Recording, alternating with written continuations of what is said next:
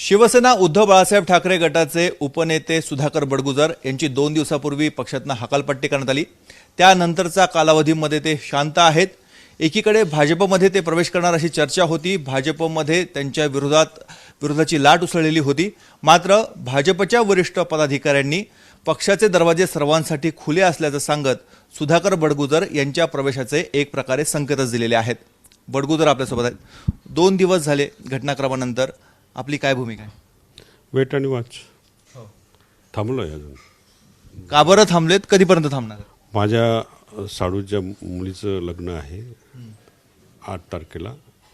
तो लग्न सोहळ्याला मी आता निघालो आहे आणि आल्यानंतर बघू. आपण भाजपमध्ये प्रवेश करणार असे संकेत मिळत आहेत वरिष्ठ पातळीवरनं. नाही, वरिष्ठ पातळी त्यांनी स्वागतच केलं आहे. त्यांनी कुठं नाही म्हटलेलं आहे. त्यांनी स्वागत केलं आहे. त्यांनी स्वागत केलं असेल, तुम्ही का बरं थांबताय? नाही, आता माझ्या सर्व कार्यकर्त्यांशी चर्चा चालू आहे. चर्चेनंतर निर्णय घेऊ ना योग्य वेळी. कार्यकर्त्यांचं काय म्हणणं आहे? नाही, चालू आहे, चर्चा चालू आहे त्याच्यावरती. योग्य निर्णय झाला की तुम्हाला कळवेल मी. भाजपमधनं विरोध देखील झाला। स्थानिक आमदार होत्या, काही पदाधिकारी आहेत, त्यांनी विरोध केला। साहजिक आहे. जे आमदार आहेत त्यांची माझी आत्ताच विधानसभेमध्ये फाईट झालेली आहेत. ते कसे निवडून आलेत हे पक्षांना सर्वश्रुत आहे.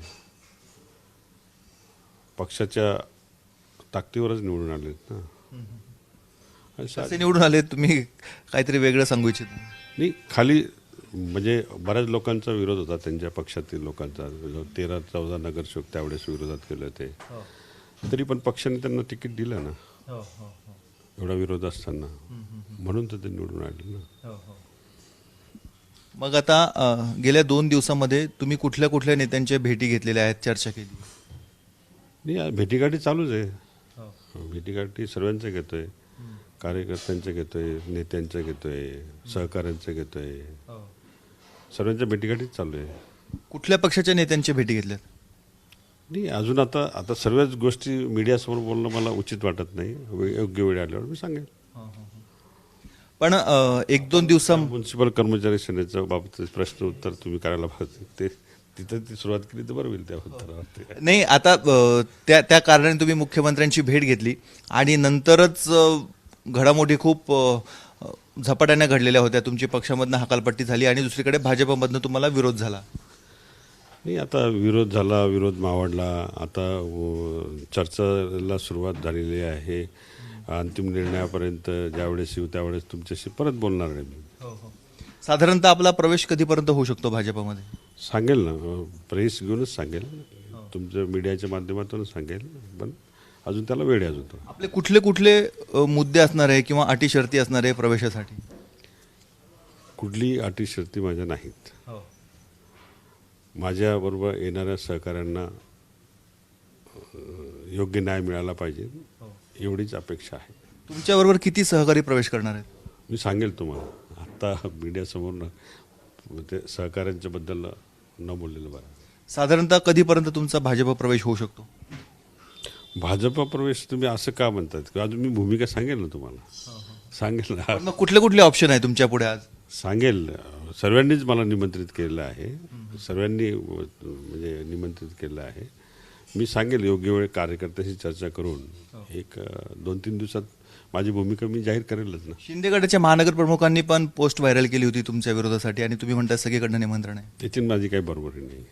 वरिष्ठ नेते बसलेले आहेत. ठीक आहे, एक तो उत्साही कार्यकर्ता आहे, चांगला कार्यकर्ता आहे.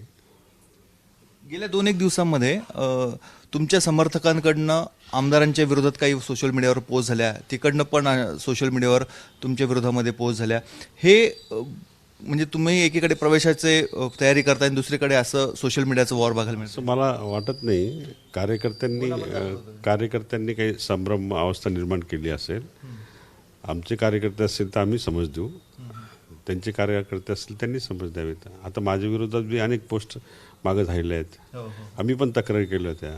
असं होत नाही. म्हणजे तिथे काही त्या पोस्टमध्ये कोणाचं नाव दिलेलं नाही किंवा कोणाला उद्देशून म्हटलेलं नाही. मी बघितली ती पोस्ट.